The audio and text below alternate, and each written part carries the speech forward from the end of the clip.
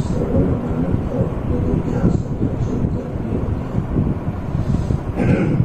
तो जीवन में जो भी नासमझियां हैं, जो भी अज्ञान है, उनका साथ निश्चित रूप से विचार होता है और वह विचार एकता है।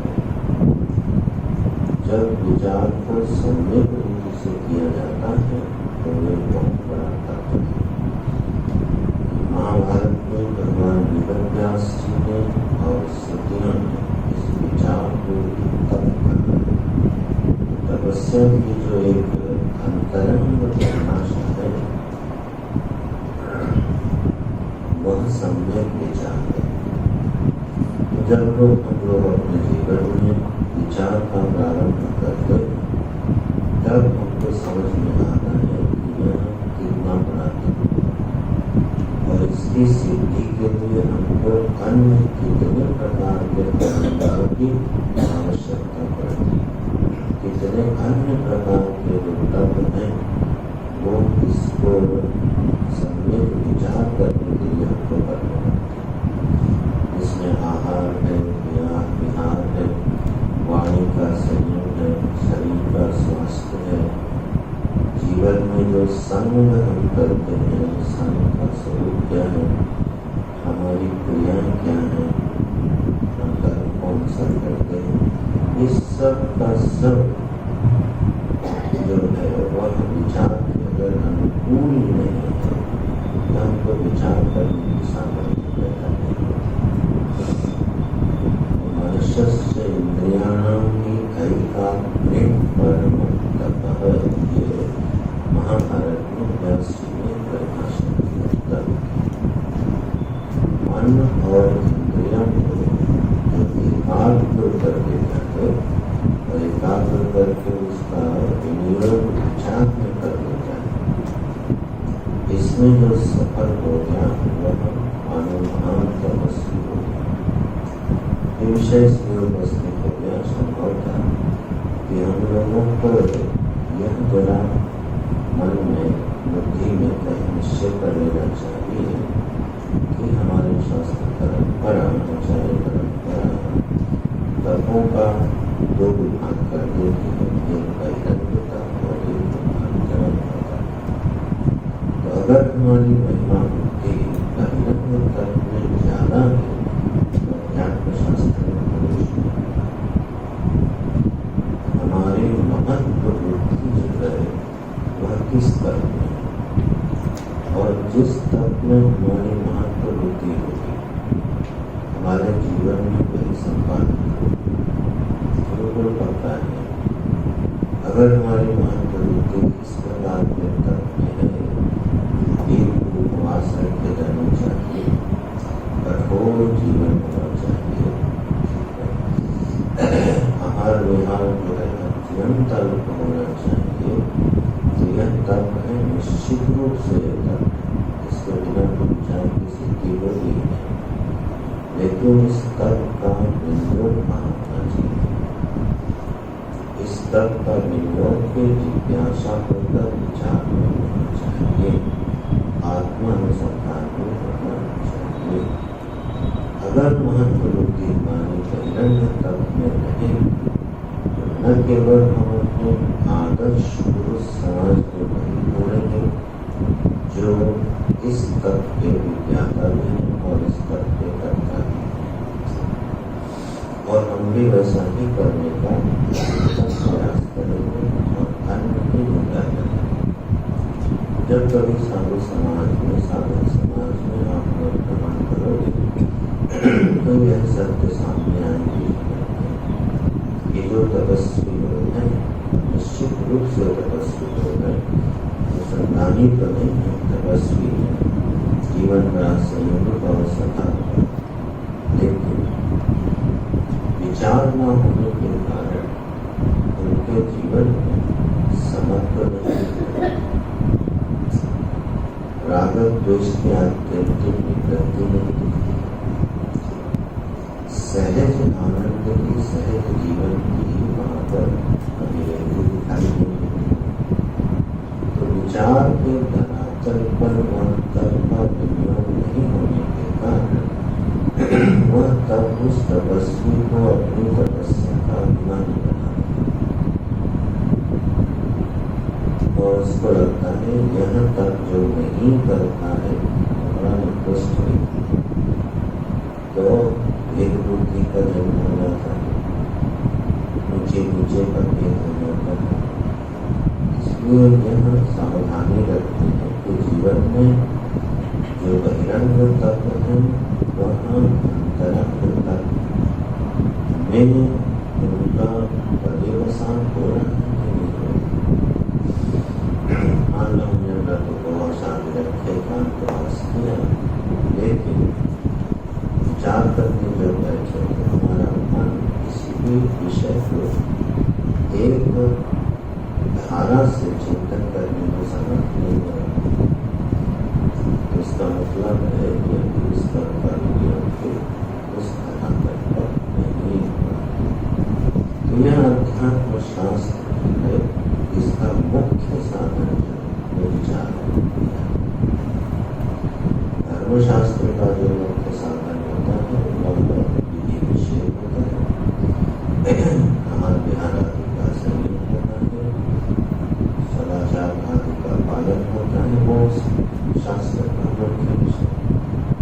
और अध्यात्म शास्त्र का ये दोनों विषय। अध्यात्म शास्त्र का मुख्य विषय है भगवान के द्वारा कहे हुए वचन, श्रुतियों के द्वारा कहे हुए वचन जो शब्द है, वह शब्द अपना सही सही अर्थ हमारे हृदय में प्रकाशित करे। तो जब गीता जी का सम्यक अर्थ हमारे हृदय में प्रकाशित हो जाता है तो वह एक प्रमा को जन्म देता है, एक समझ को जन्म देता है। तो उसी सांख्य बुद्धि के बारे में अभी चर्चा कर रहे हैं। ययेनं वेत्ति हन्तारं यश्चैनं मन्यते हतं भोक्तव्यं विनानीत नान्यं हन्ति न हन्यते। अरे अर्जुन, यह जो जीव है यह अपने आप को कर्ता मानता है और अपने आप को उस कर्ता के द्वारा जो किया गया कर्म है उसके फल का भोक्ता मानता है। तो यह एक दोष है। अध्यात्म शास्त्र सांख्य की दृष्टि में अपने को कर्ता मानना और अपने को भोक्ता मानना जो आज हमको भले सहज लगता हो, लेकिन सांख्य की दृष्टि में यह मिथ्या ज्ञान ही बिना समझे। तो 19वें श्लोक में जिसका निषेध किया है भगवान ने वो है कर्तृत्व का और 19वें श्लोक में इसका निषेध किया गया। अच्छा कर्ता बने रहने और धर्म पूर्वक कर्म करके उसका फल भोगने में आपत्ति क्या समस्या? कोई व्यक्ति अपने स्वधर्म को शास्त्रीय ढंग से पालन करता है, सदाचार से रहता है और समृद्धि को प्राप्त करता है और जो उस समृद्धि को भोगता है उसमें नुकसान है।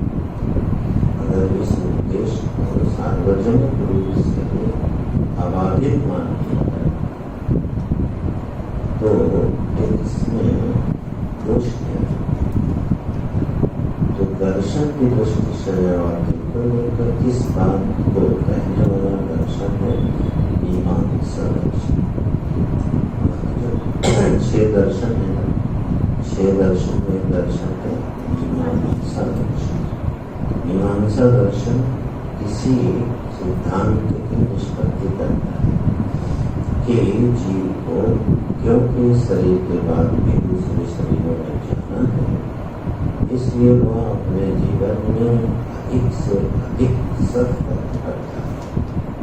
यज्ञ आदि कर्म करता रहे, स्वधर्म का पालन करता रहे तो उसको दिव्य शरीरों की, दिव्य लोकों की दीर्घ काल तक प्राप्ति हो गई।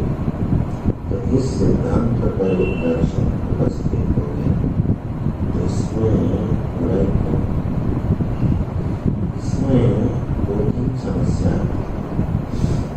पहली समस्या ये आती है कि कर्ता अपने सारे जीवन में धर्माचरण ही कर ले, ये उसके लिए संभव है, चाहे सतयुग हो और चाहे कलयुग। यह किसी भी कर्ता के लिए संभव नहीं है कि उसके जीवन में अधर्म या अपराध न हो। ऐसा कैसे हो सकता है? अगर आपको देखना हो, समझ के देखना। नियम यह है कि जब हम स्नान करते हैं तो स्नान की विधि, आप अगर स्नान की विधि पढ़ोगे तो अपने जीवन भर कभी भी ढंग से स्नान किए, जो स्नान की क्रिया नहीं है। भोजन करने बैठे जरा उसके नियम पढ़िए। जो भोजन हमको प्राप्त हो रहा है उसका द्रव्य शुद्ध होना चाहिए, उसको बनाने वाले पवित्र भाव से बनाने वाले होने चाहिए, उसमें भाव दोष नहीं होना चाहिए, द्रव्य दोष नहीं होना चाहिए, संसर्ग दोष नहीं होना चाहिए, काल दोष नहीं होना चाहिए। संध्या के समय भोजन नहीं करना है, इस घड़ी में भोजन करना है, इसमें नहीं करना है। अगर आप उसके नियम पूरे पढ़ोगे तो लगेगा खाने छोड़ देते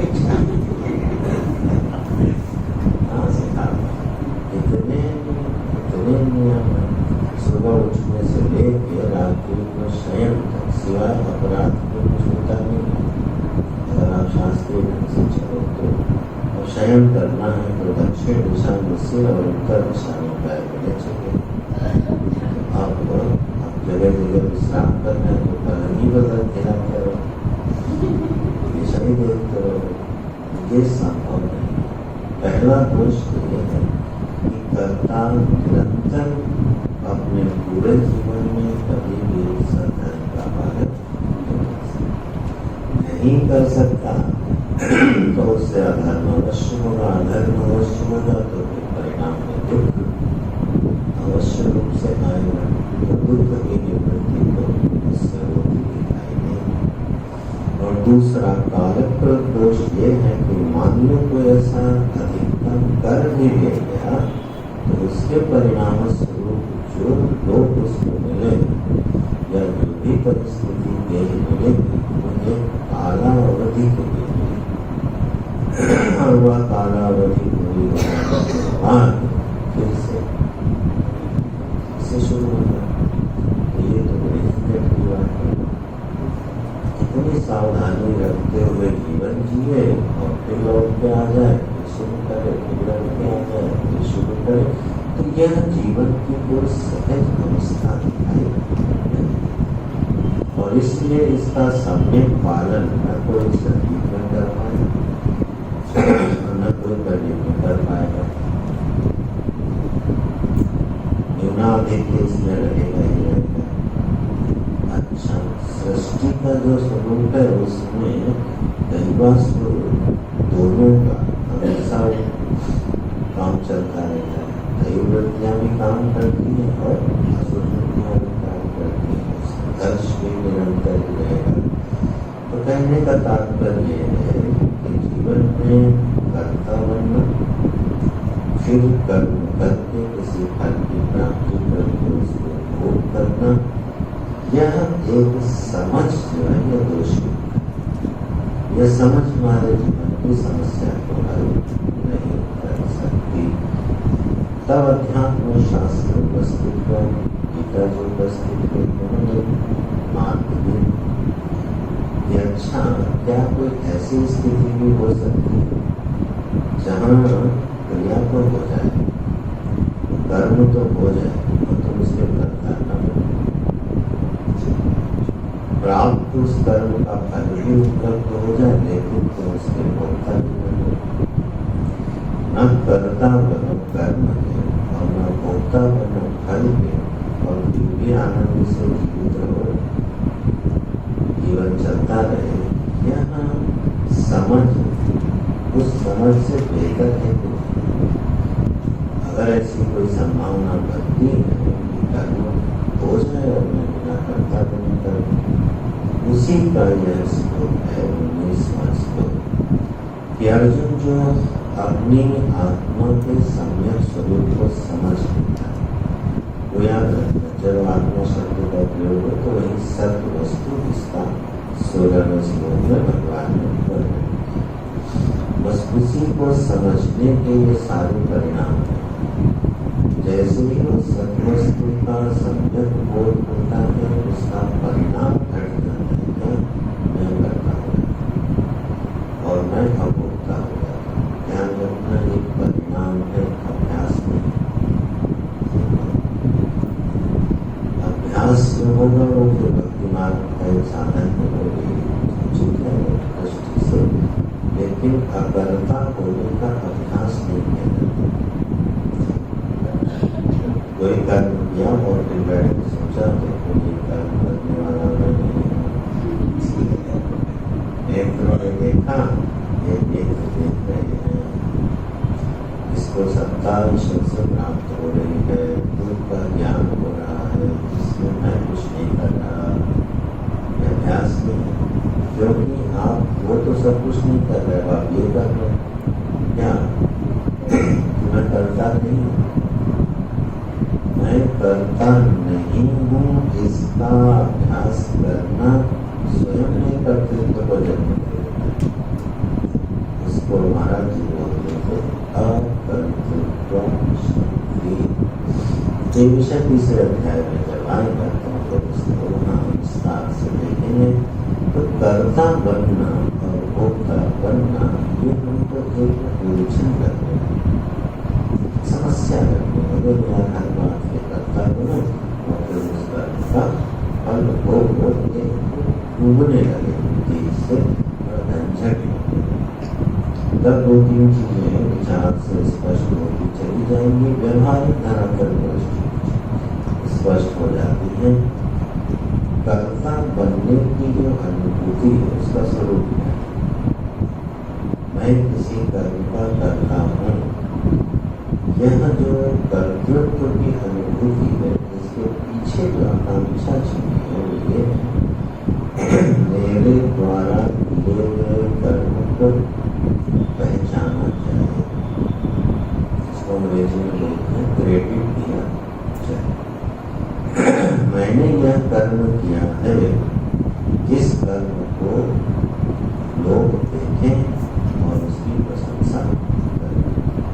यह जो आकांक्षा है, ये कर्तृत्व की प्रगाढ़ अनुभूति का परिचय है। जब हमको निरंतर ये लगे कि हम कोई भी काम, कोई भी धर्म, कोई भी अच्छा काम कर रहे हैं, तो ऐसा करता क्या करेगा, उससे बुरा काम होगा तो छिपा लेगा, छिपाने की कोशिश करेगा कि लोग इसको जान न जाए, और अच्छा काम होगा तो उसको प्रकट करने की कोशिश करेगा कि इसको जाना जाए।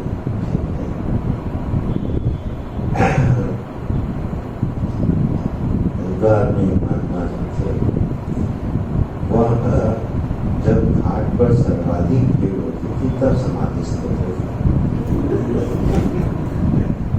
जब घाट खाली हो जाता था तब अपना चर्चा हो जाते थे, और जब भीड़ बढ़ जाती थी तो ध्यानस्थ हो जाते थे, तो लोग को प्रणाम करके जाते थे, दक्षिणा भी चढ़ जाती थी। तो अब यह वृत्ति क्या है? मेरी क्रिया का प्रदर्शन जो पहचाना जाए। जब कोई कर्ता, हम सभी में से कोई, जब इस बात की प्रबल आकांक्षा रखे कि हमारे हर अच्छे कर्म को पहचाना जाए, उसकी प्रशंसा की जाए, उसको वैल्यू दी जाए, उसको क्रेडिट दिया जाए, तो समझना कर्तृत्व प्रकट। तो ये कर्ता पने की अनुभूति का एक पहचान है। और दूसरा क्या है? जिसमें कर्तव्य अधिक होगा उसको अपने कर्म का फल भोगने की जल्दी बहुत है कि मेरा कर्म जल्दी से समाप्त होगा और इसका फल मेरे पास जल्दी से पहुंचे। 1 तारीख को जब तनख्वाह मिलती है तो 25 तारीख से इंतजार होने लगता है, कब 1 तारीख है, क्या है? अपने महीने भर के कर्म के फल की प्रतीक्षा है। फल की प्रतीक्षा भी जब मन को बेचैन करे और अपने किए काम की प्रशंसा की आकांक्षा हो तो इस पर विचार करना चाहिए। फिर विचार किस तरह करना चाहिए? विचार इस तरह करना चाहिए, ऐसा करके हमको मिल क्या रहा है, ऐसी वृत्ति करके अंततोगत का परिणाम में हमको क्या मिल रहा है, सिवाय बेचैनी और अशांति के ऐसे करता तो कुछ मिलता। क्योंकि अगर दो प्रशंसा करेंगे तो 20 गाली देंगे। ये तो संभव नहीं कि आपके कर्म की सर्वत्र प्रशंसा हो, असंभव है। और फल तो भगवान ने अपने हाथ में रखा है, बिल्कुल पास में पहुँचते पहुँचते गायब हो जाता है। कब मिलेगा पता ही नहीं है। तो फल हमारे अधीन नहीं है और क्रेडिट हमारे अधीन नहीं है, और उसी की हमको आकांक्षा के परिणाम अशांति और इस तरह से जब हम विचार करते हैं तो यह वृत्ति शिथिल पड़ती है। अच्छा कर्ता बनने का कोई लाभ नहीं लग रहा है, लेकिन हम फल तो चाहिए तो इसको पलट कर किसी ऐसे महापुरुष का, किसी ऐसे व्यक्ति का इतिहास में या सामने देखो कि क्या कोई ऐसा व्यक्ति या कोई दृष्टांत है इतिहास में ऐसा जिसने जो है इन दोनों व्यक्तियों को हटाकर काम किया हो और बड़ा सुखी आनंदित किया हो, तो आपको बहुत दृष्टांत होगा। चलो मानस का देखो तो भरत जी का दृष्टांत प्रसिद्ध है। भरत जी ने जो राज्य संभाला 14 वर्ष तक राज्य का काम किया, लेकिन उस राज्य के जो राजा बने, उस राजा को जितने फल चाहिए होते उनमें भरत जी की एक भी आकांक्षा नहीं, तपस्वी की तरह। इसका मतलब उनको राज्य रूपी कर्म, जो शासन रूपी कर्म है, उसमें किसी प्रकार के फल की आकांक्षा नहीं। और भरत को जाना जाए, पहचाना जाए, इससे वो बहुत दूर, उनका नाम न लिया जाए, बल्कि उनकी आकांक्षा ही नहीं कि मैं तो भगवान का आज्ञा एक दास हूँ और उनकी आज्ञा से, उन्हीं की कृपा से उनका दिया हुआ काम करना है। तो भरत जी को यह भी आकांक्षा नहीं है कि उनके कर्तव्य को पहचाना जाए और फल की भी आकांक्षा नहीं। तो आज देखो हम युगों बीत कर, लेकिन आज फिर भी हम लोग भरत जी की चर्चा कर, तो सबसे ज्यादा प्रशंसित कौन है? इसको प्रशंसा नहीं चाहिए, नियम देखना सच करने हैं। जिसको प्रशंसा नहीं चाहिए, आज 3 युग बीत गए और उसको कोई स्मरण नहीं कर पा रहा। और जहाँ तक भोग आकांक्षा फल की, तो सारी रीतियाँ सीधियाँ उनकी सेवा में खड़ी रहती थी, लेकिन वह अध्यात्म की प्रमाण भक्ति के भाव में इतने रसानुभूत रहते थे कि उनको कोई किसी फल को भोगने की जरूरत ही नहीं। इसको आधार बनाकर कभी भी अभ्यास करें और फिर अध्यात्म शास्त्र का चिंतन करें, ज्ञान कर्ता बनने में और फल भोगने में तो इससे तो अच्छा है कि हम जीवन को स्वाभाविक ढंग से करने वाले प्रभु में तो ये थोड़ा भक्ति की बात है, करने धरने वाले प्रभु हैं, फल देने और छीनने वाले प्रभु। तो यहाँ ईश्वर के हाथ में है, वो समष्टि विधान के हाथ में है कि हमको वो जिस प्रकार का कर्म देते उस प्रकार के कर्म को हम सेवा समझ के करते हैं, तो इससे कर्तव्य तो शिथिल पड़ता है। जब हम सेवक बनते हैं, करण बनते हैं, तो हमारा कर्तव्य शिथिल पड़ता है, भोक्तव्य तो शिथिल पड़ता है। ये थोड़ा और भोक्तव्य तब शिथिल पड़ता है जब हमको अपने कर्म में ही रस आने लगे, ठीक है, और एक आत्म तृप्ति का अंकुरण हो जाए, एक रसानुभूति हो जाए। तो तृप्ति का आधार जब अंदर मिलने लगता है तब भोक्तृत्व छूटता है। भोक्तृत्व होता है फल भोगने की इच्छा।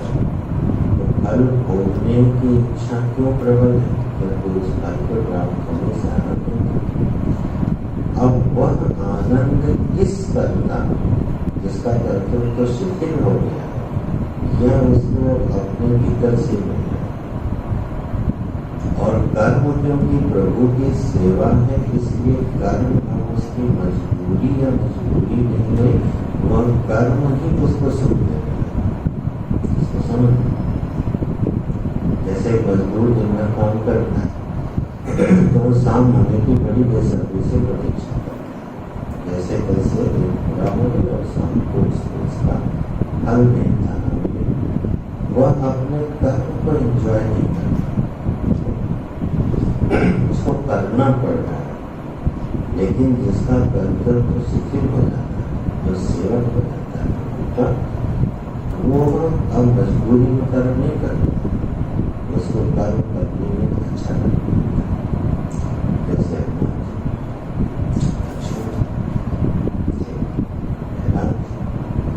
इन लोगों को कर्म करने में कोई उलझन, क्यों? वह कर्म उनके प्रभु की संहिता का हेतु है।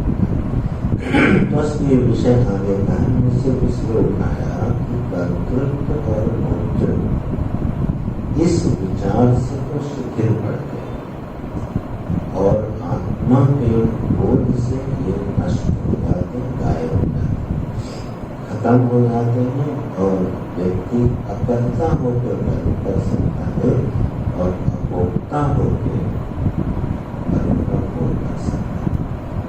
अकर्ता और भोक्ता होकर के कर्म करना, उसके फलों को भोग के रहना, जिससे उसका कोई संबंध ही नहीं बनता, यह अध्यात्म शास्त्र की ब्रह्मा का भाग है, जिसका वर्णन भगवान 19वें श्लोक में करते हैं। उभौतौ न विजानीतः नायं न भीते। अरे अर्जुन, तुम सोच रहे हो कि मैं युद्ध करने वाला हूँ, मैं अनंत क्रिया करने वाला हूँ, मैं भागने वाला हूँ, फिर कौन जीतेगा कौन हारेगा, क्या होगा क्या नहीं होगा, यह समझ को जरा ठीक करो। क्योंकि जो सत्य वस्तु है, जो आत्म वस्तु है, वह ईश्वरीय है, असंग है, अकर्ता है। तो जब आत्म वस्तु की पहचान इस रूप में होती है और स्व से अभिन्न हो जाती है, एक आत्मा है जो करता है, ये ज्ञान नहीं। जो आत्मा करता है वो नहीं, ये ज्ञान। इसलिए अहम का शोधन की बात सुन रहे हैं।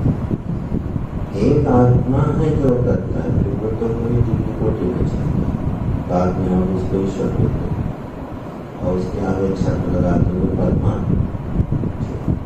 दूर हो जाएगा। वह वस्तु जो अकर्ता हो के करता रहता है, जो विलक्षणता है, वह आत्मा है और आत्मा मेरे से अलग किसी अन्य वस्तु का नाम है। ऐसी समझ जब अपने बारे में बनती है, तब वह कर्तृत्व से और भोक्तृत्व के झंझट से मुक्त हो जाता है। तो कर्ता भाव विदा हो गया और भोक्ता भाव भी विदा हो जाता है। तो शुरुआत ऐसी करनी चाहिए, पहले तो झंझट लगे, कर्ता बनना और भोक्ता बनना झंझट लगता है, फिर चिंतन होगी, सच में कर्ता भोक्ता है भी क्या, कर विचार शुरू हो जाए। तब कोशों का विवेक करते हुए, अवस्थाओं का विवेक करते हुए, नित्यानित्य का विवेक करते हुए बहुत सारी वेदांत की प्रक्रियाएं हैं, उनका चिंतन करते हुए यह प्रमाण निश्चित होती जाएगी। जीवन तो अपने प्रवाह से कहाँ चला जा रहा है, ऐसे कर्तव्य और मुक्ति अनुभूति से वह सर्वथा नहीं रहता है बच्चों। तो इस बात को हृदय में धारण करो और इस मोह से अपने को अलग कर दो।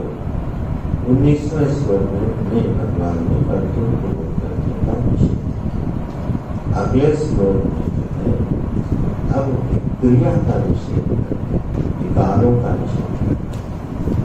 न जायते म्रियते वा कदाचित्, कदाचित् न जायते न म्रियते वा। यह आत्मा, अयम अयम शब्द का अर्थ अयम आत्मा, अयम सद्वस्तु, यह जो आत्मा है यह कदाचित् न जायते, गलती से भी पैदा नहीं, किसी भी काल में पैदा नहीं। कदाचित शब्द बड़ा महत्वपूर्ण है। सिर्फ इसी शरीर के साथ उसने जन्म दे दिया है ऐसा नहीं है, ये भ्रांति नहीं है, बल्कि महाप्रलय और सृष्टि की उत्पत्ति दोनों कालों के उपस्थित होने पर भी आत्मा जन्म नहीं लेती, आत्मा परिवर्तित नहीं होती, इसमें कोई विकार नहीं आता। तो कदाचित शब्द जो है वह विस्तार से आत्मा के जन्म का निषेध करता है। किसी भी काल में और किसी भी परिस्थिति में महाप्रलय और उत्पत्ति के क्षण में भी आत्मा का जन्म नहीं होता। कदाचित अयम आत्मा न जायते अतः न म्रियते।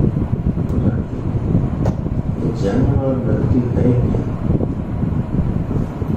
स्वयं भगवान की परिभाषा है, भूत्वा अभविता, जो हो करके और ना हो जाए, ठीक, और ना हो करके हो जाए, बस ये अर्थ है भूत्वा अभविता वाला कोई अर्थ। यो ही भूत्वा न भविता सम्यक, भाष्यकार इसको लिखते हैं सम्यक। दूसरा ये तीसरा परिचय, यस्मात् अयम आत्मा भूत्वा भवन्त्रियाम् अभिभूय पश्चात् अभविता अभावं दत्ता इति न पुनः तस्मात् अभ्येत। यो हि भूत्वा न भविता स म्रियते इति उच्यते लोके। जन्म और मृत्यु क्या है? भगवान की अपनी शब्दावली में जरा बोल कि भूत्वा माने होता है होकर, भवन क्रिया का परिणाम, हो करके और फिर न हो जाए। तो एक वस्तु हो करके जब नहीं हो गई तो हमने कहा मर गई, ठीक, और एक वस्तु नहीं हो गई में चली गई और वहां से फिर हो गई, इसको क्या बोले? जन्म। तो जटिल शब्द है, तो चार प्रागभाव प्रथम सर्व, किसी ने सुने इन शब्दों को? थोड़े टेक्निकल ज्यादा हो जाए। इसका भावार्थ समझ लो कि एक वस्तु है और नहीं होने में चली गई तो उसको हमने कहा मर गई, और एक वस्तु नहीं है और वो होने में आ गई, उसको हमने कहा उसका जन्म। इतना ही अर्थ है अभविता भावना भूय। बोले जो आत्म वस्तु है ना, ये दोनों घटना इसमें नहीं करती। ऐसा कोई काल था ही नहीं जब ये नहीं थी, तो जब ये ऐसा कोई काल था ही नहीं जब ये नहीं थी तो उसके जन्म होने का कोई प्रश्न नहीं आता। अब जिसका जन्म ही नहीं हुआ तो वो फिर नहीं हो जाएगी, ऐसी कोई संभावना पैदा नहीं होती। इसलिए यह आत्मवस्तु जन्म से और मृत्यु से क्या है? परे है। ठीक है भाई, भाष्यकार जो श्लोकार करते हैं तो कहते हैं जो षड विकार है उसका भगवान निषेध करते हैं। षड विकार कौन कौन से हैं?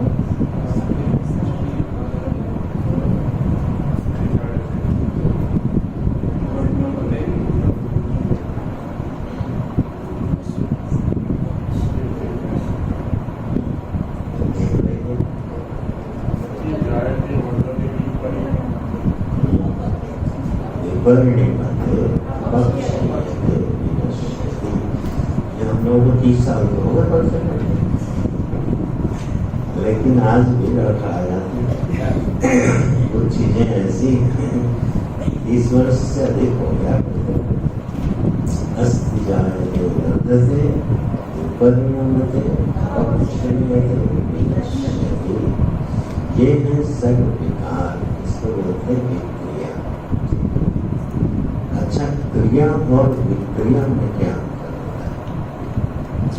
एक होती है क्रिया, एक होती है विक्रिया। पहले श्लोक माने 19वें श्लोक में क्रिया का निषेध, क्रिया का निषेध होने से कर्तृत्व का निषेध है, कर्तृत्व का निषेध होने से भोक्तृत्व का निषेध है। 20वें श्लोक में विक्रिया का निषेध है। तो क्रिया और विक्रिया में क्या अंतर होता है?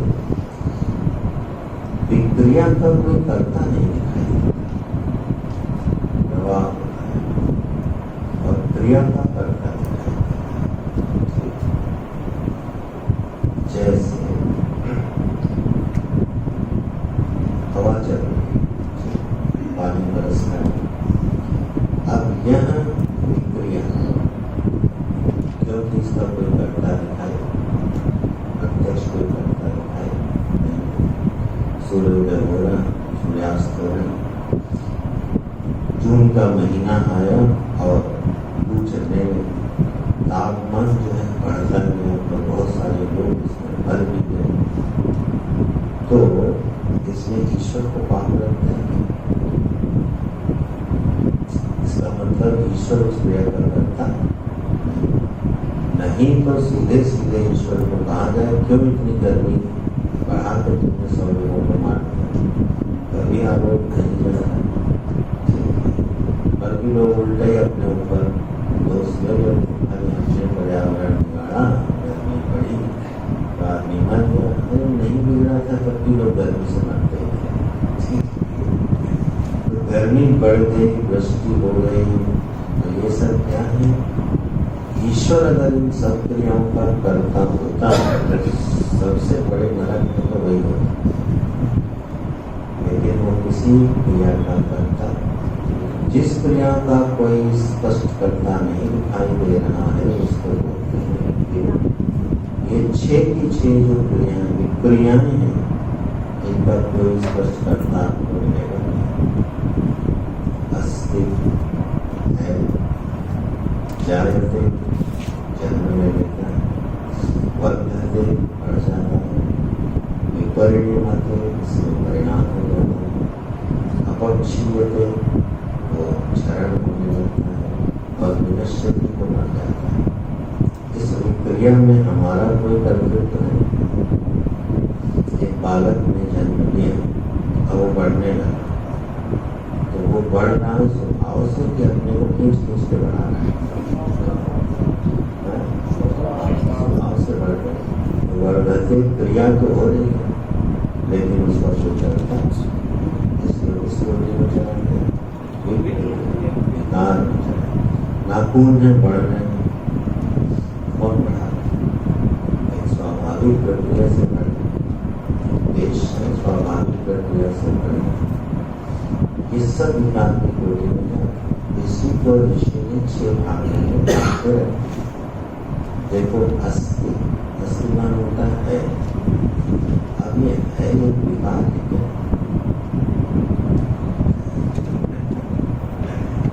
अस्थि भी एक विकार है, जो सत्य के अलावा यहाँ कुछ है नहीं। और जब हमने किसी को भी अस्थि कहा, क्या हो गया?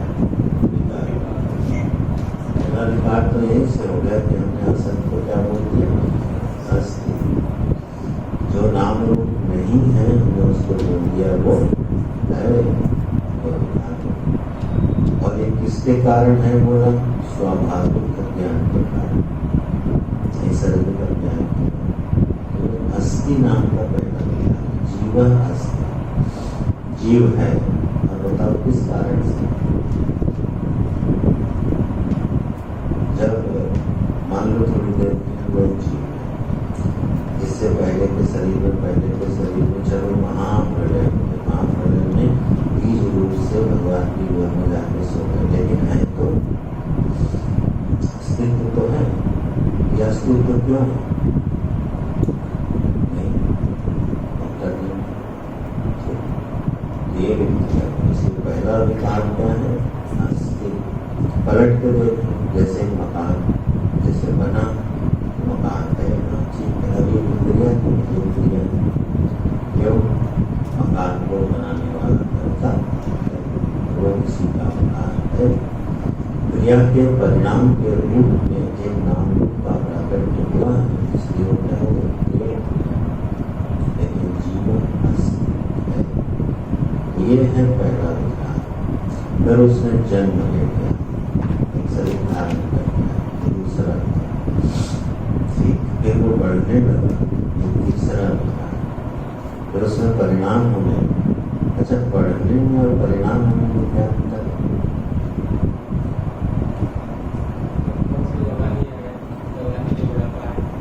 ये तो क्रम बता ही नहीं, तो वर्धते में और विपरिणमते में क्या अंतर किया जा सकता है? बढ़ना भी तो एक परिणाम ही है। सामान्य रूप से ये विभाग होता है, जैसे शरीर को लेकर बात कही गई है, वो वर्धते माने बढ़ती है का माने उसके सारे अवयवों में गुणात्मक परिवर्तन होता है। अवयवों में गुणात्मक परिवर्तन और परिमाणात्मक परिवर्तन होने को विपरिणाम कहते हैं। जैसे शरीर है, अब थोड़े दिनों बाद शरीर, जैसे बच्चे की आवाज है और फिर एक बड़े की आवाज बदल गई, तब इस आवाज में एक गुणात्मक परिवर्तन, इसको बोलेंगे विपरिणाम। विशेष परिणाम, वर्धन स्वाभाविक परिणाम, फिर उसमें गुणात्मक परिवर्तन ये विपरिणाम। आवाज बदल जाती है, शक्ल बदल जाती है। लोग कहते हैं अरे हम पहले जैसे दिखाई नहीं दे रहे, क्यों? विपरिणाम। अब आप पहले जैसे नहीं दिखते। तो यह जो विपरिणाम हो रहा है ये विक्रिया है। और फिर अपक्षी पहले वर्धन होगा, परिणाम के साथ क्या होगा? अपक्षी। वह धीरे धीरे नष्ट होने की ओर, दर्शन होने की ओर बढ़ने लगेगा और अंत में क्या होगा? विनश्य। वो हमारे बीच में हुआ करते थे, ये तो आपको विनश्य भी हो गया। कल तक बैठे हमारे साथ बात कर रहे थे और आज वो हमारे बीच ये हो गया विनश्य। इसमें उसका कोई कर्तृत्व नहीं है, कर्तृत्व जैसा कोई स्पष्ट दिखाई करता नहीं देगा, इसलिए इनको क्या कहा गया? विकार। तो जितनी भी इस तरह की समष्टि में और व्यष्टि में क्रियाएं हो रही हैं, जिनको हम स्वाभाविक बोल देते हैं, वो सब की सब क्रिया कोटि में चली जाती हैं। ध्यान रखना, क्रिया का तो करता है और विक्रिया का कोई करता नहीं, इसलिए विक्रिया का कोई फल नहीं बनना चाहिए और नहीं बनता। तो विक्रिया मान लो नाखून पड़े हुए, उसका कोई फल बना चाहिए, उसका करता ही नहीं तो फल कहाँ से बनेगा? तो ये जीवन की स्वाभाविक क्रिया का झंझट क्या है? भगवान ने इसको दिखाया क्यों? बोले ये सारी की सारी विक्रियाएं इनके साथ संबंध जोड़ लेती है कौन? आत्मा। अविद्या से, अज्ञान से एक संबंध जुड़ जाता है और यह विक्रियाएं कहाँ भाषित होने लगती है? मुझ में भाषित होने लगती है। तो मैंने जन्म लिया, ठीक है, मैं पढ़ा, मैं युवा हुआ, मैं वृद्ध हो रहा हूँ और एक दिन मैं मर जाऊँ। तो विक्रिया के साथ तादात्म्यपन करती है किसी, और यह फिर हमारे लिए अवचरण आत्म वस्तु कैसे से उसमें यह सब कुछ नहीं होता है, वह षड विकारों से शून्य है। जो षड विकारों से शून्य है आत्म वस्तु, तो वह केवल स्वाभाविक विक्रियाओं के अथवा विकारों के होने पर भी इस पर कोई प्रभाव पड़ता नहीं है। सत्य प्रकृति को जानते हैं। यह किसकी अनुभूति होगी? जो आत्म वस्तु को अपने से अभिन्न समझ रहा है, तो उसकी अनुभूति होगी। जो आत्म वस्तु से अपने को अभी पृथक समझ रहा है, उसकी अनुभूति होगी मैंने जन्म लिया और एक दिन मैं मर जाऊंगा। यह अनुभूति है उसकी जो अपने को आत्म वस्तु से पृथक अनुभव कर रहा है। और जो अप्रथक अनुभव कर रहा है, अद्वैत में चला गया, एक रूप हो गया, आत्म वस्तु का अनुसंधान करते करते उसकी बुद्धि समा गई है मानव से, तब उसकी अनुभूति क्या होगी? यहाँ कुछ पैदा नहीं होता, यहाँ कुछ मरता नहीं है, यहाँ कोई विकार होता नहीं है, फिर ऐसा बोलेगा। लेकिन अब इसका उल्टा बोलने वालों की भीड़ ज्यादा है। जिसकी भीड़ ज्यादा है उसका बल ज्यादा हो जाता है, भीड़ भी प्रमाण बन जाती है। इसका उल्टा बोलने वालों की भीड़ बहुत ज्यादा है। सीधा बोलने वाले को गलत माना जाता है। जैसे गांव में हुआ था, उस कुएं में पड़ रही मां, किसी शरारती ने उस कुएं में खूब सारी भांग मिला दी। अब भांग मिला दी तो सारे गांव में जब सुबह जल का पान किया, सारे गांव वालों को भाग चढ़ गई। अब जिसने मिलाई थी वो आनंद थी और बाकी सब औरातों में, तो सबने मिलकर निश्चय किया कि यही हमारे बीच में पागल है। हम सब ठीक है, क्यों? सारी भीड़ मतवाली, एक आदमी है जो मतवाला नहीं है, तो सबने उसको मिलकर क्या घोषित किया और बांध दिया पेड़ से। जो असल में समझदार है उसको क्या माननी है? इसीलिए कहावत बन गई, कुएं में ही भाग पड़ी। तो भीड़ जो है किसी चीज का प्रमाण नहीं हुआ। शास्त्र लाखों लोगों का अगर ये अनुभव हो गए कि नहीं जन्म होता है, होती है, लाखों लोगों का अनुभव भगवान के अनुभव को उठा से नहीं कर सकता। यही श्रद्धा की जरूरत पड़ती है। अच्छा, तो ये अस्थि जायते वर्धते विपरिणमते अपक्षीयते विनश्यति षड विकार भावापन्न जो है वह परिच्छिन्न अहं है, जिसकी हमको अपने रूप में प्रतीति हो रही है और इसलिए विकारों के साथ हमको झेलना पड़ता है, उठाने पड़ते हैं। कंस की दो पत्नियां थी, उनके क्या नाम थे? हस्ती और क्रांति। बड़ा सुंदर नाम। कंस किसको कहते हैं? कंस कहते हैं कम सुखम संघरति, जो सुख का हनन करते, जो सुख का नाश करते, उसका नाम है कंस। तो अहंकार कौन हो गया? ये अहंकार क्या करता है? सुख का नाश करता। ये अहंकार ही तो है जो अपने को सर्वकार भावापन्न मान रहा है। तो अपने नित्यानंद का इसने नाश किया नहीं। आनंद स्वरूप होते होते हुए भी शरीर मन बुद्धि के साथ जुड़ करके और अपने ही सुख को इसने नाश कर दिया। तो अहंकार का नाम क्या है? कंस। और उस अहंकार की दो इच्छाएं रहती है, क्या? अस्थि और जगत है और ये मुझको प्राप्त होना चाहिए। यही अहंकार की बात। संसार है और वो संसार भी मेरा होना चाहिए। ये कंस का स्वरूप हो गया। मेरा ध्यान का जब श्लोक देखो, वसुदेव सुतम देव कंस चारो मनोदर परमानंद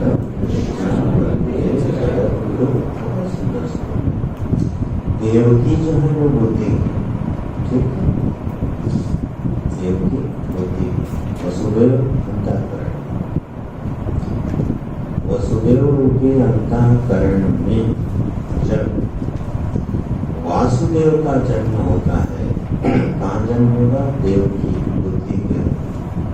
जो निर्मला बुद्धि है, जो सात्विक बुद्धि है, उस सात्विक बुद्धि में कौन जन्म लेगा? वासुदेव जन्म लेंगे, कृष्ण जन्म। वो क्या करेंगे? कंस चाणूर मर्द, कंस को निपटाएंगे और देवकी को क्या देंगे? परमानंद देंगे। यही जगत गुरु कृष्ण की वंदना है। कृष्णं वंदे जगत गुरु, जगत गुरु कृष्ण वंदे। क्यों? कृष्ण क्या करते हैं? कृष्ण जो हमारी देवकी रूपी निर्मल बुद्धि में अवतरित होते हैं और हमारे अहंकार को नष्ट कर देते हैं और फिर परमानंद से भर देते हैं। इसका विस्तार भगवान करेंगे 10वें अध्याय। श्लोक शायद कोई बोल सके तो बोल गए। इस बात को कहाँ 10वें अध्याय में कहा है भगवान ने कि नाशयामि आत्मभावस्तु ज्ञानदीपेन भास्वता। मैं क्या करता हूँ? उसके अंतःकरण में ज्ञान का दीपक जला करके और उसको नष्ट कर देता हूँ। देशामेव अहं पार्थं अहमज्ञानजं तमः नाशयामि आत्मभावस्तु ज्ञानदीपेन भास्वता। भास्वता ज्ञान दीपे अहम नाशयामि। क्या? अज्ञानजं तमः। अज्ञानजं तमः ही कंस है। भगवान इसका नाश कहाँ करेंगे? वैकुंठ लोक में बैठे नहीं है, नष्ट होता है। ये कृपा जो है वो कहीं से उतरती नहीं। जो ज्योति जो है ब्रह्मरंध्र में कुछ तो नहीं, जो हमको ज्ञानी बनाते ये सब मेरा 4,000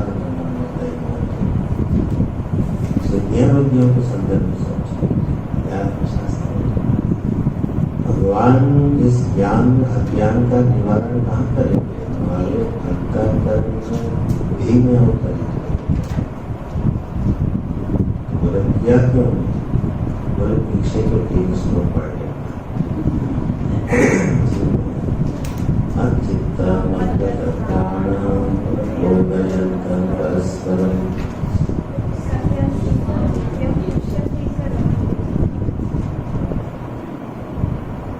कथयन्तश्च मां तुष्यन्ति चारणन्ति च तदा विबुद्धियोगं तं येन मामुपयान्ति ते।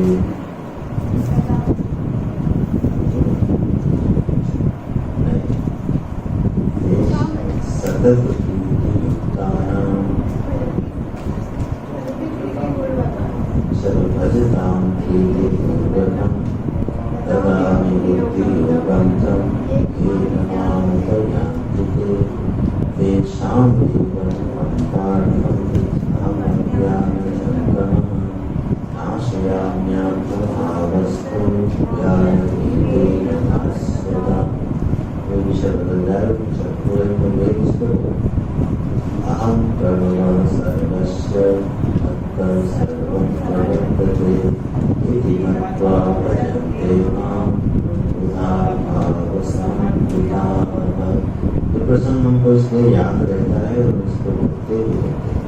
प्रभु जी ने विशिष्ट रूप से तुम्हें बढ़ाया। यही इसी केस में बोले देखो ये 4 श्लोक बोले भगवान। इन 4 श्लोकों में 8 पंक्तियां, 8 पंक्तियों में 5 श्लोक करनी, 3 भगवान करनी, 5 श्लोक हम प्रभुआ सर्वस्व सदैव अजिताम प्रीति पूर्वक तक हमारी ठीक है। तब इसकी चर्चा करें और फिर 3 पंक्तियां भगवान करेंगे। ददाम बुद्धि लोकम सर्व, फिर मैं उसको बुद्धि और दूंगा, उसके हृदय में घुसूंगा, ज्ञान का दीपक जलाऊंगा और अज्ञान का नाश करूंगा। लेकिन सभी के लिए तो करेंगे जब तक ये 5 पीछे बैठी रहेंगे, हम लोग नहीं करेंगे तब तक और करना भी नहीं चाहिए। क्यों नहीं करना चाहिए? बोले अगर ऐसा करें तो फिर उनमें नैर्घण्य दोष आ जाए। नैर्घण्य दोष चल सवाल भगवान में नैर्घण्य दोष आ जाए। नैर्घण्य दोष का अर्थ होता है पक्षपात का दोष आ जाए। तो जो है पक्षपात कर जाएगा। क्या अगर वो बिना शर्त के करने लगे तो सबको कर देना, क्योंकि गुरु ने देव तो है, फिर तो सभी के हृदय में ज्ञान का दीपक। अगर ऐसा होगा तो सृष्टि में तो भगवान ने पक्षपात का दोष ना, इसको नैर्घण्य दोष बोलते। घृणा शब्द जो होता है उसका अर्थ क्या होता है? घृणा माने क्या होता है? हेट पर घृणा करना। संस्कृत में घृणा शब्द का अर्थ होता है दया करना। कुछ शब्द लोक में इतने विपरीत अर्थ में चले गए हैं, किसी को शास्त्र समझ में नहीं आता, आशा ही नहीं समझ में आई तो शास्त्र से समझ में नहीं। घृणा माने संस्कृत में दया होता है, ठीक है। तो नैर्घण्य माने होता है निर्दयता। तो भगवान निर्दयी माने जाएंगे क्या? ऐसा करने पर भी करते क्यों नहीं? सभी जीवों का हृदय में ज्ञान का दीपक जला के उन्हें मुक्त करते क्यों नहीं? ये तो बड़े निर्दयी जीवों को दुखी देखते रहते हैं और उनके ऊपर दया नहीं करते हैं। तो नैर्घण्य दोष है, घृणा माने दया होता है। अच्छा, तो वो इसलिए नहीं कर सकते क्योंकि ऐसा वो कर ही नहीं सकते। जब तक हम नहीं करेंगे तब तक हमको प्रत्युत्तर में कुछ मिलने वाला नहीं। अच्छा, तो यह है षड विकार। ये 6 विकारों का इस 20वें श्लोक में भगवान ने कर दिया निषेध। इन 6 विकारों से रहित जो एक अत्यंत निर्मल उज्ज्वल परम शांत अजन्मा शाश्वत सत्य है, उसी को कहा अजो नित्यं शाश्वत अयं पुराणः। वह अजन्मा है। अजन्मा शब्द का अर्थ तो स्पष्ट हो गया ना, क्योंकि वो हो के नहीं होना, नहीं हो के होना, इन दोनों भावों से विमुक्त है, इसलिए अजन्मा है। जो अजन्मा है वो नित्य है। नित्य जो है काल के संदर्भ में बोला जाता है और शाश्वत काल से निरपेक्ष होकर बोला जाता है। तो नित्य है जो सदा उपलब्ध है, शाश्वत है इसमें सदा का भाव उपलब्ध है। तो नित्य जो है वो नित्य वस्तु है जिसका कभी अभाव नहीं होता। शाश्वत माने जो सदा वर्तमान रहते हैं, ठीक है। नित्य और शाश्वत में विधान व्यक्त करते हैं। नित्य उस पर कहेंगे जो तीनों कालों में जिसका नाश नहीं होता, और शाश्वत किसको कहेंगे जो सदा उपलब्ध है। तो निरंतर उपलब्ध है तीनों काल में, उसका नाश नहीं होता, काल उसको खा नहीं सकता, अजन्मा है। अयम आत्मा पुराण पुरानी पुराण शब्द का भी अर्थ धारण करें। पुराण शब्द के दो अर्थ होते हैं। एक अर्थ होता है पुरा अभिनवा, पुराना होते हुए भी जो नया है इसको बोलते हैं पुराण। यह कैसे होना, कल बीतते जा रहे हैं। एक सृष्टि होती है कि महाप्रलय चली जाती है, होती है चली जाती है, अनादिकाल बीतती। क्या मन में भाव है? अनादिकाल बीती। अनादिकाल जब हम कहते हैं तो मन में बिल्कुल काल का विस्तार, बहुत पुरानी बात हो गई, इसको हम बोलते हैं अनादिकाल। अनादिकाल सही नहीं, कभी सही किया जाए। अनादि बोलने से लोग भाषा में जब बात करते हैं ये कब की बात है, अरे अनादिकाल बीत गई, बड़ी पुरानी बात, ऐसे बोलते हैं। अरे अनादिकाल बीत गया, तुमको पता ही नहीं। तो ये अनादिकाल क्या है? बड़ा पुराना, और पुराना होते हुए भी जो बिल्कुल नया है उसका नाम है पुराण। 18 पुराण पुराने होते हुए भी नए, पर हम लोग पढ़ी रहते बिल्कुल नए है। तो पुरा भी नवा, जो पुराना तो आत्मवस्तु कभी पुरानी पड़ती। जैसे ही हमारी दृष्टि थोड़ा अभ्यास करके, तो सुबह हम लोग चर्चा कर रहे थे, अपने विषय और आश्रय के अधिष्ठान में जाने लगे। इसको बिल्कुल मन को छूने लगे, आनंद प्रदान करने लगे, आनंद देने लगे, तभी अपना अर्थ दे। अच्छा, वो तो कभी नया पढ़ाई, शरीर को शरीर बदल गए, सृष्टि को सृष्टि बदल गई, लेकिन ये महाराज बिल्कुल समा वाले बैठे और यही मेरा स्वरूप को ज्ञान पूरा भी नवा, पुराना होते हुए भी जो नया है। एक अर्थ है पुराण का। पूर्व मान्य होता है नगर। तो पुराणी नगराणी उज्जीवयन्ति, जो नगर को जीवित रखती है उसका नाम पुराण। पुराण अर्थ है पुराणी नगराणी, जो नगर है उनको ये जीवित रखती है। कितने नगर बोले? हमारे पास 3 नगर। एक नगर का नाम है जागृत नगर, एक नगर का नाम है स्वप्न नगर, और एक नगर का नाम है सुषुप्ति। 3 नगर, घर चाहे एको ना हो, नगर 3। बाहर रहने के लिए शायद घर ना हो किसी के पास, लेकिन 3 नगर के मालिक हैं। नगराधिपति छोटे मोटे लोग थोड़ी होते। तो जागृत नगर में विहार करते हैं, उसके बाद उससे मन भर गया, कहाँ चले गए? स्वप्न। उससे भी मन भर गया, बोले तो भी शांत हो गए, नहीं सुसुप्ति नगर में चले। इन 3 नगरों को जो अपनी सत्ता से जीवन प्रदान करता है, उस आत्मा का नाम है पुराण। पुराण माने आत्मा का नाम है। अयम आत्मा अजर, अयम आत्मा नित्य, अयम आत्मा शाश्वत, अयम आत्मा पुराण।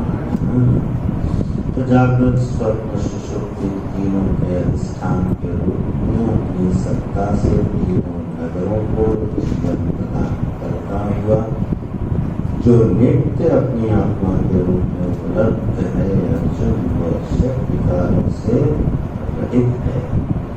ऐसे आत्मा पर जब तुम्हारी दृष्टि जाएगी, बिल्कुल पीछे पड़े मरने मारने को न हन्यते अन्यमाने शरीरे।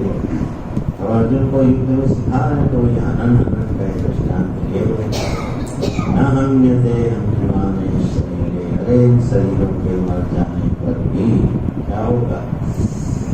कोई मरे मरेगा नहीं। इन भगवान के उपदेशों को लोगों ने बड़ा मजाक बनाया है।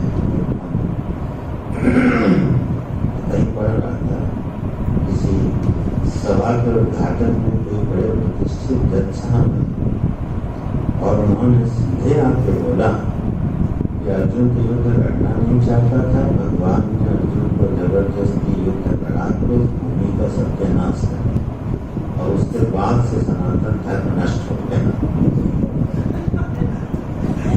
तो नष्ट हो गया, अर्जुन को हजारों लोग मर गए और उसकी सब बातें सही हो गई, वर्ण संकर हो गया, जाति व्यवस्था नष्ट हो गई, वर्ण व्यवस्था नष्ट हो गई।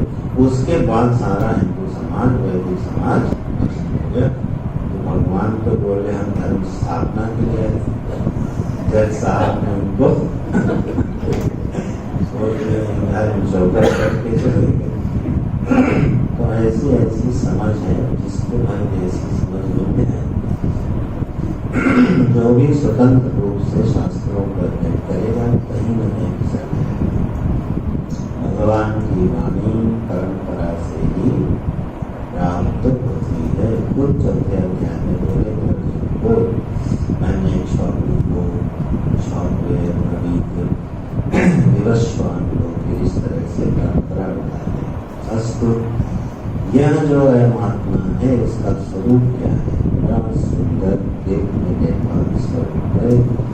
यहाँ पूरे अवस्थाओं को प्रकाशित करते हुए महाप्रलय काल से लेकर सृष्टि के अनवरत व्यक्त होते रहने पर भी यह नित्य नवीन नूतन एक स्वभाव एक रस रहती है।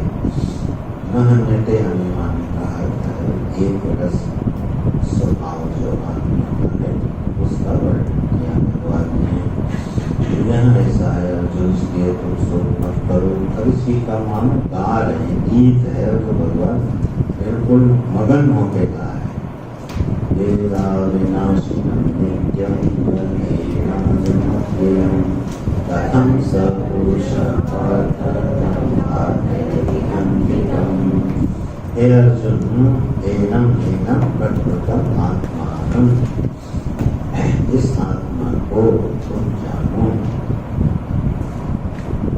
बिल्कुल अपरोक्षवाची शब्द का प्रयोग करते एनम, एतत् और एनम दो शब्द बनते।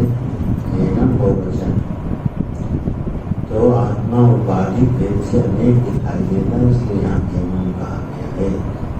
तो जाने वाला है इसलिए हमारा बोलना निकाल। एनम बहुवचन। अच्छा, एनम अजम अव्ययम है अर्जुन, ये आत्मा कैसी जानो? वेद अन्य करेगा। एनम आत्मा वेद, यह माने यह कश्चित, कोई, केवल अर्जुन नहीं। संबोधन देख रहे हैं, यह जो कोई भी जीव जिज्ञासु होकर के एनम आत्मानं वेद जानता है। क्या जानता है? अविनाशिनं नित्यं अजं अव्ययम्।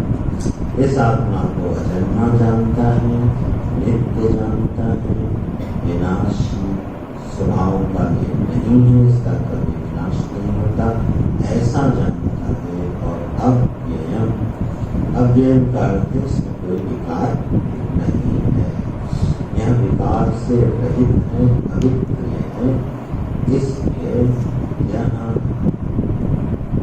क्या होगा इसे जानने से? कथम स पुरुषः पार्थ, अब बोल रहे पार्थ, सह पुरुष, वह पुरुष जो ऐसा आत्मा को जानता है। सब पुरुष भगवान ने आश्चर्य करते, कथम शब्द आक्षेप करते, आश्चर्य करते। अरे अर्जुन, कथम कम कहा गया विभ्रांति पर, वो ये सोच भी कैसे सकता है कि मैं किसी को मार रहा हूँ और मैं मारा जाऊँ? एक आश्चर्य लग रहा हो। कोई अपनी आत्मा को अविनाशी भी जाने, अव्यय भी जाने और फिर ऐसा बोले, अरे मैं तो मरने वाला हूँ, मैं तो मर जाऊंगा, मुझे मार दिया जाएगा। यह विरोधी बात है, एक तरह से आश्चर्य व्यक्त कर रहे हैं। अरे ऐसा नहीं हो सकता। दूसरे संदेश क्या है? भगवान का विवक्षित अर्थ भाव है कि जब हम आत्मा के कार्य में ऐसे रूप का जो विवेचन करें तो बुद्धि को कहीं न कहीं हमारी मान्यताओं पर चोट पड़नी चाहिए। इसलिए अच्छे ये समझाने की शैली है भगवान के जगत गुरु है, जो जगत का गुरु है, जो गुरु रूप धारण करते हैं भगवान, तो उनकी सिखाने की शैली तो ऐसे आश्चर्य करते हैं। कोई अपनी आत्मा को ऐसा भी जाने और ये भी कहे कि मैं करता हूँ, मैं भूखता हूँ, मैं मरने वाला हूँ, मारने वाला हूँ, नहीं अर्जुन ऐसा नहीं हो सकता। ये भाव है इसको। तो जब भी आत्मवस्तु का अनुसंधान हो तो अपनी प्रसिद्ध मान्यताओं पर, अनुभूत मान्यताओं पर हर बार चोट पड़नी चाहिए। फिर उसका अभ्यास कैसे करना चाहिए? हमने कोई काम किया और मन जो है मांग रहा है क्या, अरे भाई कोई प्रशंसा कर दी, तो ये 3-4 श्लोक पर याद है, 2 मिनट बैठ के जोर से पढ़ना। कथम सब कुछ पाठ आदि कर भक्ति कर, अरे भगवान तो कोई तो करता नहीं होता। तो वो जो मन में गुजार है वो बिल्कुल इस पर पानी पड़ जाए, ठंडी पड़ जाए। ऐसे जीवन में अभ्यास करना पड़ेगा। और ये अभ्यास क्यों करें? मुझे अपना अगर कल्याण चाहिए करो, और नहीं चाहिए जैसे एक मनुष्य, अरबों मनुष्य धरती पर आते हैं, सभी करनी पड़ती, अपने अपने ढंग से जी के चले जाते हैं, चले जाते। लेकिन अगर कहीं मन में ये आए भगवान ने ऐसा कहा, तो जो भी विपरीत भाव जब जन्म ले तुरंत शास्त्र का चिंतन करना चाहिए, वो ध्यान में आना चाहिए। नहीं किसी फल को भोगने की अत्यंत अभिलाषा हो जाए, काम कर दिया, अब हमारे पास मन अगर बेचैन हो रहा हो, तुरंत याद करो वेदा विनाश अरे मैं किसके लिए बेचैन हूँ, किस फल के लिए बेचैन हूँ? और अगर वो मिल नहीं गया तो जैसे अगर मिल नहीं गया तो उसको बोलते थे सो व्हाट, उनका बड़ा प्रसिद्ध सो व्हाट। तुम प्रसिद्धि के शिखर पर पहुंच गए, सो व्हाट। और तुम दरिद्र होकर मिट्टी गए तो सो व्हाट। सो व्हाट एक महामंत्र बन गया अंग्रेजी जानने वालों। सो व्हाट इसे पुराण पढ़ने चाहिए, इस व्यक्ति को बराबर मिल जाता है। आइए जीवन के कुछ सच में बड़े सुंदर सुंदर छोटे छोटे सच। जब भी कोई आयोजन होता है, आयोजन के पूर्व, मान लो कोई बहुत बड़ा आयोजन है, उस आयोजन के पूर्व में पूरा का पूरा घर, पूरा का पूरा परिवार लगता है। मान लो कन्या का विवाह है, पूरा परिवार सुबह से लेकर रात तक वही चिंता है, कैसे विवाह होगा, कैसे होगा, कैसे ये गड़बड़ ना हो जाए, वो गड़बड़ ना हो जाए। हर बात को रखा जाता है, पक्का किया जाता है, वो किया जाता है, बाजार लाया जाता है, सामान लाया जाता है, ये सब चलता है। ऐसा लगता है कि सारा जीवन किसी एक घटना को समर्पित किया, विवाह, पूरा जीवन, पूरे परिवार में, और वो कुछ नहीं सोचता जब तक कि कन्या का विवाह न हो।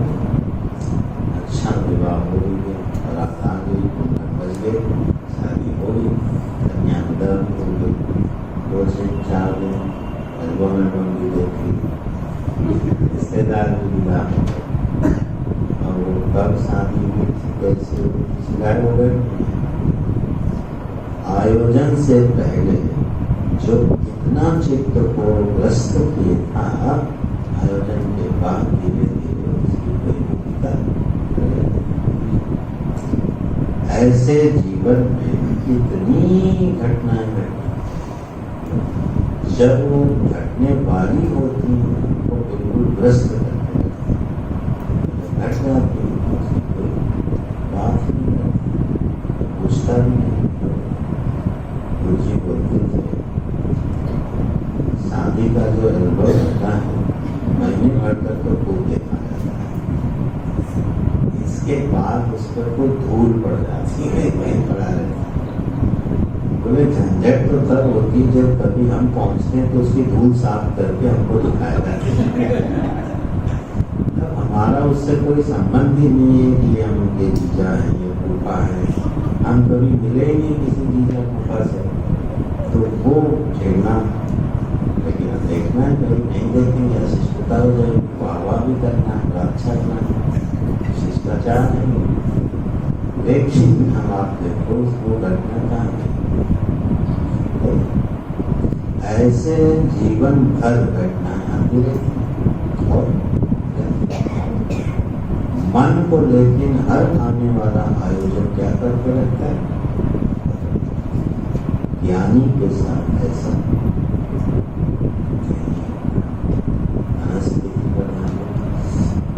जैसे अस्ति जायते वर्धते विपरिणमते अपक्षीयते विनश्यति स्वभाव से हो रहा है, इसी तरह उसका जीवन स्वभाव से बहता है। वो सब में शामिल रहता है लेकिन किसी में शामिल, ऐसा लगता है कि हर आयोजन में शामिल है लेकिन वो किसी आयोजन में शामिल होता है। मालूम नहीं प्रवाह है, आना है, तो वह उसकी जो मनस्थिति होती है वो बिल्कुल स्थिर शांत है। ये सब किसके फल हैं? आत्मा के इस स्वरूप को समझने के परिणाम है ये। इसलिए अध्यात्म शास्त्र या ब्रह्म विज्ञान जीवन में हम लोगों के लिए बहुत जरूरी है। यही हमको एक स्थिर शांति देती है। और आप कर्म के संबंध में बात करो तो ऐसा ही व्यक्ति बड़े बड़े काम करता है। दुनिया के महान से महान कार्य ऐसे ही व्यक्तियों के द्वारा संपादित होते हैं जो अकर्ता, देखो इस सृष्टि को प्रकट करना, इससे महान कोई कर्म हो सकता है और उसके कर्ता कौन? भगवान बोलकर मानना, मेरे को करता होता मानना है, मैं नहीं कुछ करता रहता, काम बोलेंगे, सिद्धि बोलेंगे, मैं किसी का करता होता नहीं। जब बहुत जिंदगी के बोले अच्छा हाँ मेरी अध्यक्षता में प्रवृत्ति बना देते हैं, इतने बड़े, जितनी माने जीव की दृष्टि से देखो तो इससे महान घटना कोई घट सकती है क्या?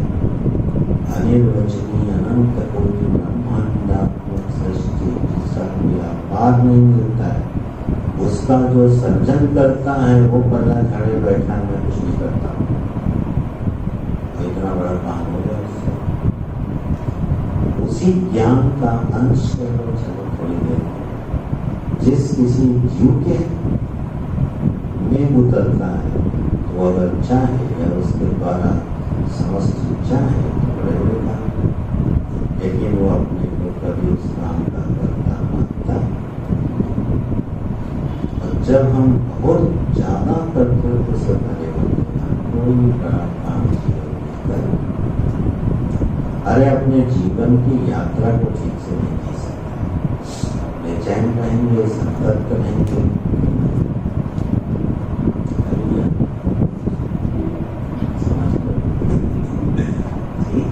तो यह अध्यात्म शास्त्र की महिमा है जिस पर भगवान थोड़ा ध्यान दिला है।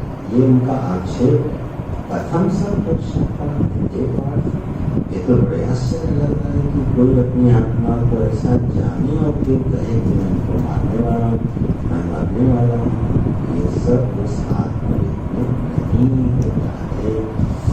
तो इस तरह से थोड़ा शांत बुद्धि का भगवान अभी और विस्तार करेंगे। और इस पर बोझा नहीं, रमण भी करो, शब्द चलो न भी समझ में आए, भाव की समझ पूरी समझ में आने वाला है। तो रमणीय विषय